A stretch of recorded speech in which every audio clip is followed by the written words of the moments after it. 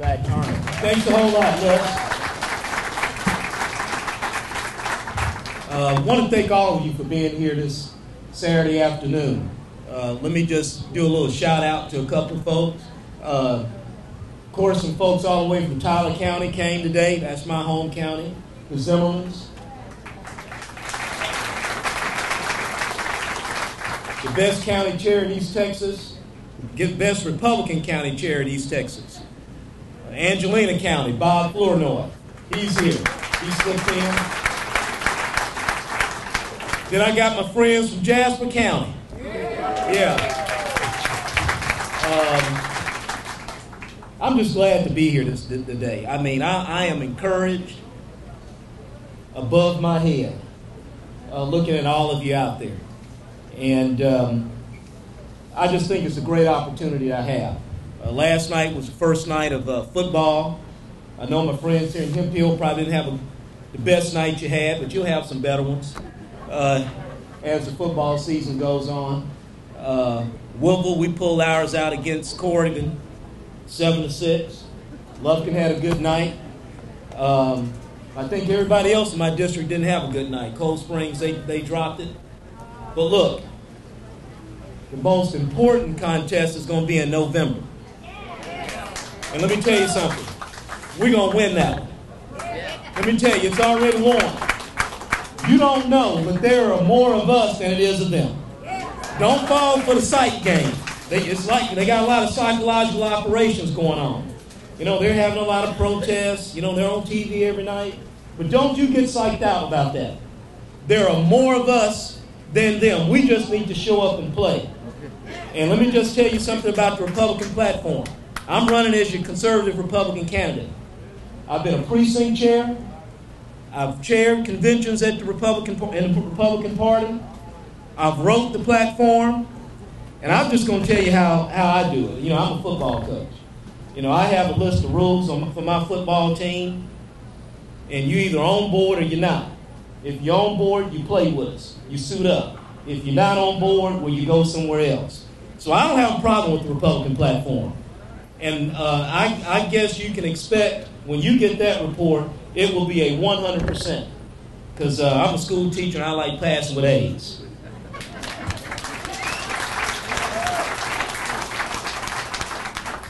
You are the grassroots. I'm going to win this election on your back. I'm going to win this election on your backs. And I'm going to win this election standing on your broad shoulders. And I want to thank you here. Matter of fact, you're the lifeblood for not only my campaign, but throughout East Texas for all the races we have to win. So I appreciate your mailings. And let me tell you what I appreciate most. Because I can feel it. I can feel your prayers. When I'm driving late at night at 11 o'clock coming from an event, or when I'm up in the morning having to rush out to get somewhere, I can feel your prayers lifting me up to where I need to be by November. So I'm humbled to speak here to you today. Humbled as a football coach. I'm humbled as a teacher that just gets up every day and tries to go in and teach the good Constitution to my government students and teach my students the virtues of our free enterprise system. So I thank you for that.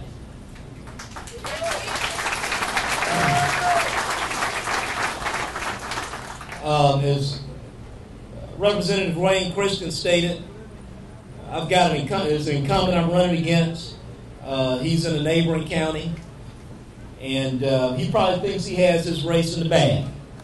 And I want you to know that we're working day and night, and if there are some other type of parts of the day that we don't know about, we're working on those too. I can guarantee you that because my campaign staff, they get text messages from me at 2 p.m., and they'll get them from me at 2 a.m. But let me tell you, my campaign staff are good, hard, tough conservatives. I wouldn't have it any other way. They're good conservatives and they're good Christians. Anybody that comes on my campaign staff, they got to meet that standard. I just don't have people on the campaign staff because they can do campaigns well. You got to be equally yoked. And they're good conservatives and they're good Christians, and that's why they're on my staff.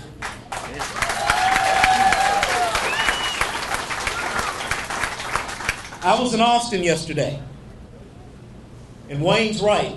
We just don't need 4 more seats. We need about 10 to 15 more conservatives. I'm going to tell you, they're on the ballot. We just need to get them up there in Austin. They're on the ballot. We just need to get them up there in Austin. So I assure you that from now until November 2nd, we'll be working to overcome every obstacle that we have to, and we will win on Election Day.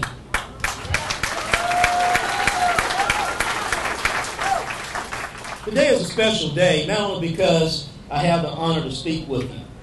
Today I have the honor of speaking on the anniversary of the most important speech of the recent century. On this day, 47 years ago, a man stood in front of the nation and told us, "I have a dream." In the beginning of the speech, the Reverend Martin Luther King Jr. stated, "It would be fatal for the nation to overlook the urgency of the moment."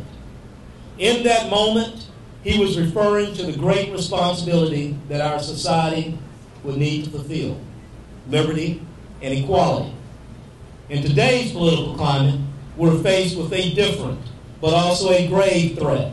And once more our nation is forced into a fierce urgency of the moment. There's a creeping liberal socialist agenda involving the government takeover of private industry, the expansion of government welfare, the capitulation of American prestige abroad. And right now, we have a de facto immigration amnesty going on. That's involving a network of Washington, D.C. liberals, along with their buddies in the national bureaucracy and the state legislatures throughout this entire country. This cabal refuses to respect our borders and protect our borders. It joins with other foreign governments and sues state and local governments that just want to put in programs and laws to protect their communities. This destructive agenda is beginning to take its toll on the spirit of 1963, and for that fact, on the spirit of 1776. Let me add this here. As an American black, I am so tired of progressive liberals using the civil rights movement as their excuse.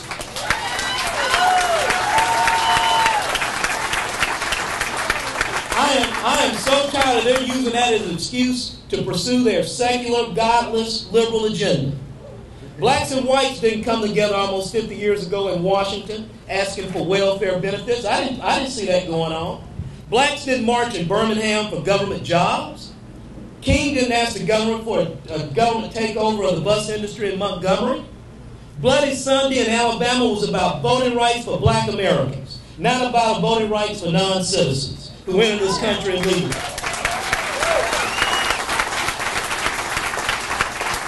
The fruits of the civil rights movement was about bringing this country together. It's not a legal excuse to promote same-sex marriage and abortion. In Washington, D.C. on this day, the check that King stated that needed to be cashed, it wasn't a check for trillions of dollars of debt. It was a check that was written that all men and women are created with inalienable, God-given rights, life, liberty, and a pursuit of happiness. So I have this to say to the progressives: leave the moral clarity of the civil rights movement alone. Now I'm going to address this threat in detail. I want to assure you that it will just not go away unless we can come together and reaffirm our principles upon which our nation was founded. I will talk about that in detail as I proceed. But be rest assured that today, as we come together peacefully and respectfully, there will be the distractors out there asking, why are they so critical? Why are they saying no all the time? Why is Wayne Christian riding around the state just saying no? Why is Gomer voting no all the time? Why can't they just work with everybody? Why does it seem that they're so negative? Well, the answer is simple.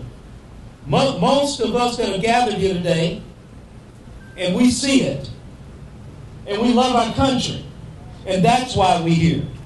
This is United States of America, and it's God's last and best hope for earthly humanity. This is still, I know the economy is a little bit bad right now. I know we have some problems.